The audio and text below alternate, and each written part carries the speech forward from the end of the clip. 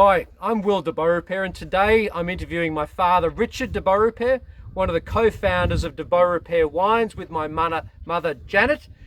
We're currently here above the little town, picturesque village of Rylstone in the Central Ranges. It's actually in the Great Dividing Range near to Bathurst and Mudgee. My parents established Beaurepaire Wines back in 1998 when they first planted the 130 acres or 53 hectares of vines that you can see behind us. So today we're going to talk a little bit about our background, our reason for being here, and some of the influences, inspirations behind our brand. As many of you may know, the de Beaurepaire name is actually Burgundian, where it means from a beautiful hideaway or hideout. Our family history has been very entwined with the history of Burgundy for over 1,000 years, where we frequently reappear in their official history and a lot of their legends. Obviously, the family connections to Burgundy, the move to Australia, it doesn't have a large, awareness of treading on fruit. And so where did the passion and the dream and the desire to build this come from? Well, obviously with my family heritage, we were a real interest in French wine. And we were one of the rare families as I was growing up who had both beer and wine in the house. 1971, I did my first trip to South Australia from our home in Melbourne, and my little Hillman car drove across, visited people who became the doyens of the Australian industry, people who were still at that stage setting up in tin sheds, people like Darry Osborne, Cud Kay, the Johnsons of Pyramima, the Potts at Langhorne Creek, the Redmonds down at Coonawarra. And it was an exciting period because these people were creating something. They had a passion for the wine, and that sustained right through my interest in the quality side of wine. I drove back to Melbourne with my little Hillman car. I think 13 or 15 cases of wine stacked around me, about this much clearance. Stacked all of the wine in the house under the beds. When I got married, there was nowhere for Janet to put her shoes or clothes. But you got to get your priorities right. So obviously from your personal perspective, but we also had family that started winemaking in 1970 in the Yarra. How does, I guess, a little bit of background about that, but how did that influence you and Mum's sort of initiative here in viticulture and winemaking? Yeah. Well, my uncle, Alan and Janet, set up their wine production at Murrindindi in the Upper Yarra Valley.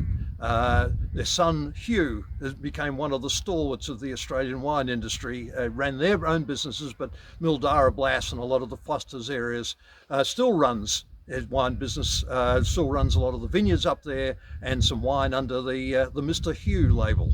Which is great, which is a wonderful label, by the way. Yeah.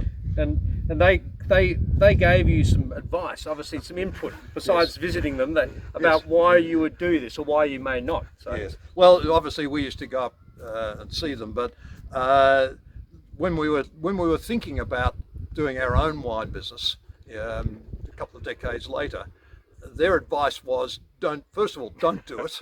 But secondly, if you are going to do it well, do it on scale, because there are very significant scale economies, and that's what drove us towards 53 hectares, because work by Dr. Peter Hedberg at Orange University said that the returns were, the cost curve was much lower at 130 or 120 to 150 acres versus the typical Australian vineyard size.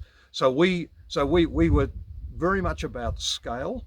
It was also, it gave you the capacity to invest in quality staff, proper equipment, and the technology, which has become a key part of how you build the quality side and sustain it. So naturally, from these initial enjoyment of wine and the experience of the family in wine, what led you to make the decision with Mum to take a big establishment risk of our own vineyards and our own wine production? What was the impetus? Yeah.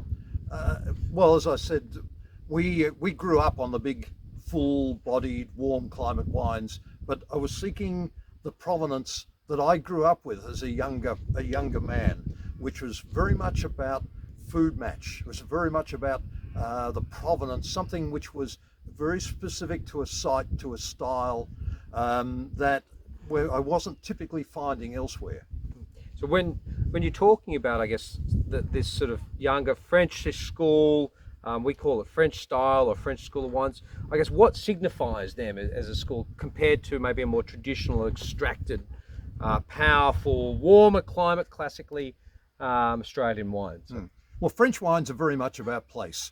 Yep. They express the vineyard. The French will tell you 90% of wine is made in the vineyard, and that really appeals to me, that we wanted to find the ideal site where we could express what it was. And French provincial is very much about family. It's very much about food. It's very much about enjoyment, and it's very much about whatever is expressing your family in that location, rather than a general style. So moving, I guess, away from some of the Australian blending of vineyards to much more of that almost appellation specific school that we see in France. So which is, I guess, bringing in the term, whether it's better loved or not, but definitely has some importance, because there's a lot of people out there trying to replicate great French wine, for better or worse, called terroir. So terroir is a fancy word. I mean, basically, you're talking about the soil, you're talking about the climate, you're talking about the match, and a very unique location and a very unique outcome of wine. We wanted to produce off a single estate special wines that related to the style that appealed to us. So very much a personal decision. So I guess on that topic, we'll move to the next one where we'll talk maybe a little bit about our terroir. So.